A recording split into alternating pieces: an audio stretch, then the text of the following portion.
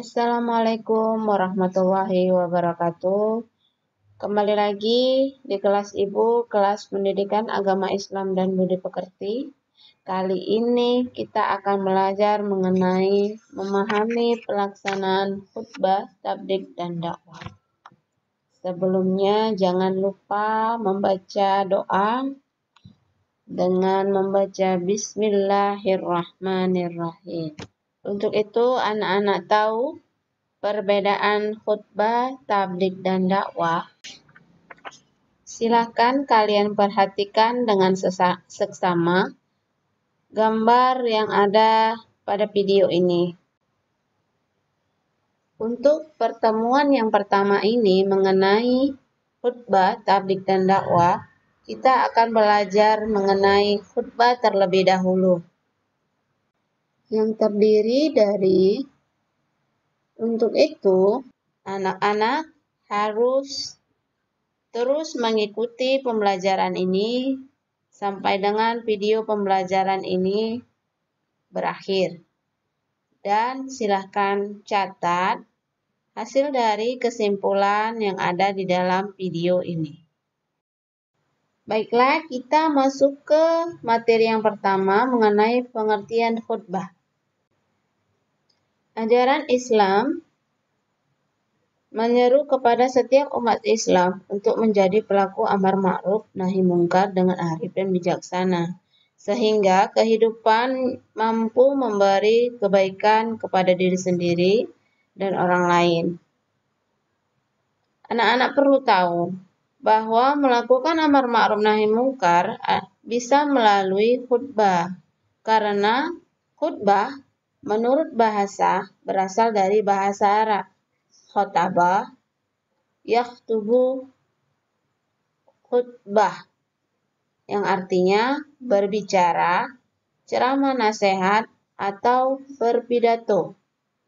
Sedangkan menurut istilah, khutbah adalah berpidato di atas mimbar sesuai syarat dan rukun dengan tujuan mengajak pendengar, audiens atau mustami untuk meningkatkan ketakwaan kepada Allah Subhanahu wa Ta'ala. Nah, setelah dari pengertian, apa pula yang menjadi penyebab umat Islam melakukan khutbah? Bagi umat Islam, khutbah dilakukan karena ada beberapa sebab. Di antara sebab-sebab tersebut adalah yang pertama, merupakan rangkaian dari ibadah tertentu, seperti khutbah sholat Jumat. Khutbah sholat Jumat hukumnya wajib dilakukan dan diikuti oleh umat Islam yang melakukan sholat Jumat, karena kedudukan khutbah Jumat menjadi syarat sah sholat Jumat. Dengan demikian, pelaksanaan sholat Jumat tanpa adanya khutbah Jumat, sholat Jumat hukumnya tidak sah. Yang kedua, adanya fenomena alam tertentu, seperti terjadinya gerhana matahari atau gerhana bulan. Dengan adanya gerhana, maka disunahkan melakukan sholat gerhana yang rangkaiannya terdapat khutbah. Cara pelaksanaannya adalah dilakukan setelah sholat gerhana matahari atau sholat khusuf, atau setelah dilakukan sholat gerhana bulan atau sholat khusuf. Dan yang ketiga, perlunya pembekalan atau pendalaman dalam pelaksanaan jenis ibadah tertentu, seperti khutbah nikah. Khutbah ini dilakukan berkaitan dengan pelaksanaan akad nikah dengan tujuan untuk membekali kedua pengantin agar mengerti dan mengamalkan tujuan melakukan pernikahan, sehingga pernikahan dapat mencapai sakinah, mawaddah, warahmah. Selain dari sebab-sebab melakukan khutbah, Allah Subhanahu wa Ta'ala juga memerintahkan umat Islam melakukan khutbah dengan dalil dalam Quran Surah An-Nisa ayat 115. Anak-anak silahkan dengar baik-baik. Quran Surah An-Nisa ayat 115. A'udzu billahi minasy syaithanir rajim. Bismillahirrahmanirrahim. Wa man yushaqiqir rasul min ba'di ma tabayyana lahul huda wa yattabi' ghayra sabilil mu'minina nuwallihi ma tawalla wa nuslihi jahannam wa sa'at masira. Artinya, dan barang siapa menentang Rasul Muhammad setelah jelas kebenaran baginya dan mengikuti jalan yang bukan jalan orang-orang mukmin, kami biarkan dia dalam kesesatan yang telah dilakukannya itu, dan akan kami masukkan dia ke dalam neraka jahanam, dan itu seburuk-buruk tempat kembali. Quran Surah An-Nisa ayat 115.